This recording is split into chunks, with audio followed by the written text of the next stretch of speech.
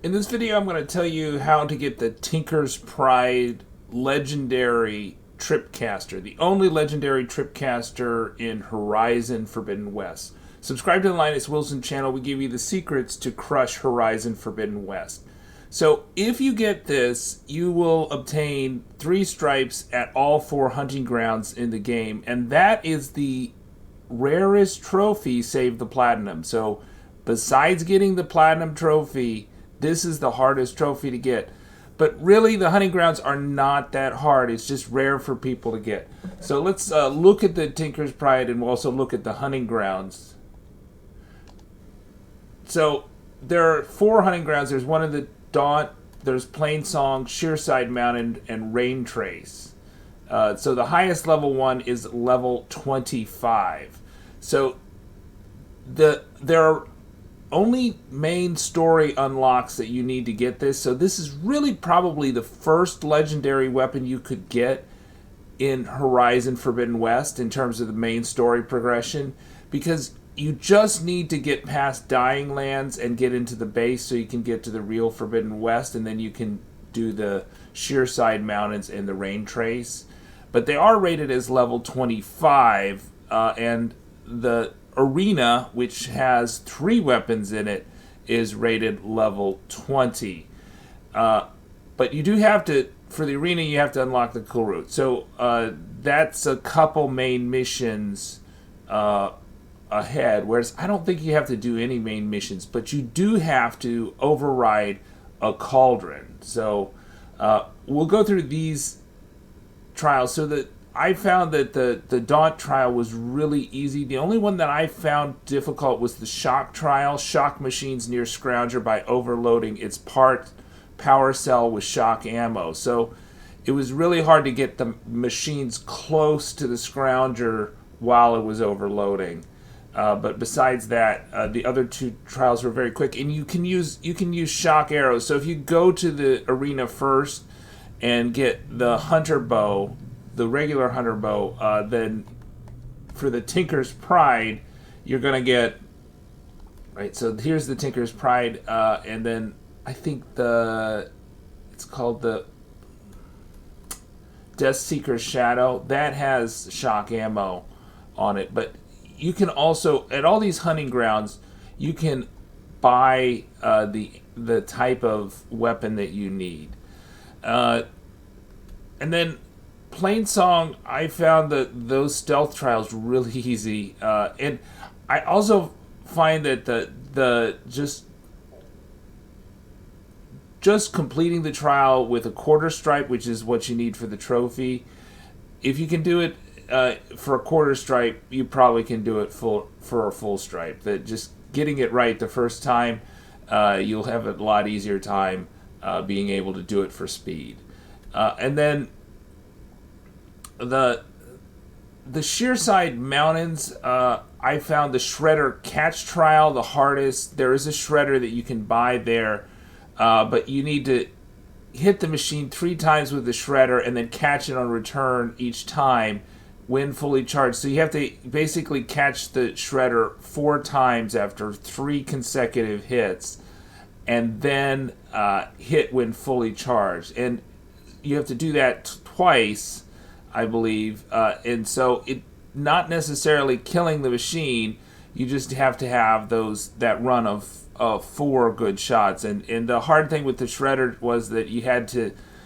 There were a lot of machines in that area. So what I found with the Shredder Catch Trial for the Shearside Mountains was that you just want to kill off 2 of the machines and leave 2 of the bellowbacks, which are the easiest, and get a lot of range on the bellowbacks. You want to be as far away, and so hopefully only one is aggroed at a time, so you're not getting run over, and that's going to mess up your rhythm.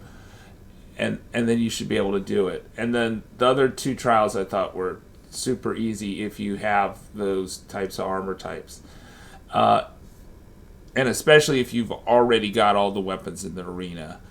And then the shock and remove trial was fine. The mounted combat trial, right? You need to have the override for the clawstriders, because there's 3 clawstriders and 1 tremor tusk there. And so once you get the override for the clawstrider, then the key thing is just to override 1 clawstrider and take out the health of most of the health of the other clawstriders or the tremor tusk, but the clawstriders will be easier. And then use your clawstrider to attack, and then so you do fast attacks or light attacks, or the R1 or R2 attacks while mounted. So let your clawstrider do the killing blow. And then the heavy weapons trial was also a little bit hard. I think I put it on story for that. Was to shoot off the tremor tusk cannons and use it to kill the machines. So you couldn't really kill the machines off. You had to take off those cannons. Some of the cannons, I think the shock cannons don't do any damage. They just do status effects. So make sure you take off the ones that actually do damage. And it's just really hard to keep the machines alive. Essentially, you want to keep them alive so you can kill them with the cannons. Now you can take off a little bit of their health without the cannons, but it's going to be chaotic in the rain trace, and that's why I put it on story mode. But I think the others I mostly did it on normal. So let's look at the Tinker's Pride here. It's for the Trapper play style, so it's got damage over time for drill spikes, stagger beam, shredders. Let's see, we've got knockdown power, install brittle chance, and knockdown damage as you upgrade it. I don't personally use the Tripcaster a lot, so I think that's another reason why a lot of people are not are not completing the hunting grounds, is because the reward is probably not a play style people use. So at the fully upgraded level, you're doing like 288 damage with the explosive traps, and then there's a special shield trap, and let's see if we can just put it on. We'll go to our menu and skills, inventory, and we'll put the Tinker's Pride, and we'll equip it and see what it looks like.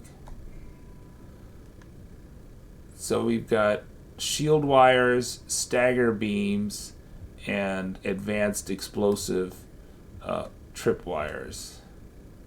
So I think the shield wire is kind of the coolest thing, but still it's kind of like I just don't have time to do that in the course of battle, and that it's also really hard to get machines to go through trip wires.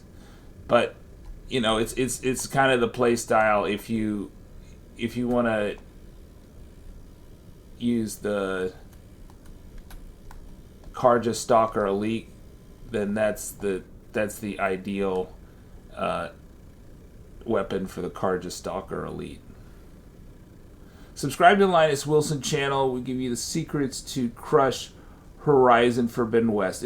Enjoy the Tinker's Pride Tripcaster and the rarest trophy in Horizon Forbidden West.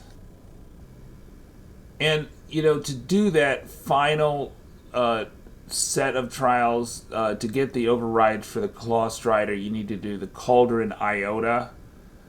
So let me show you on the map where those places are. So to do the Cauldron Iota, I think this is the NEMA Research Lab. Where is it? Cauldron Iota's right up here. That's the one where you override the tall neck. I think you get in it right about here is where you enter that. It's a level 22 cauldron, and it's going to give you the clawstrider mount. And if you get the clawstrider mount, that's also towards a trophy, getting the 3 land mounts. And then the location of these hunting grounds, we've got one right here, the Daunt. And then we've got, so that's kind of like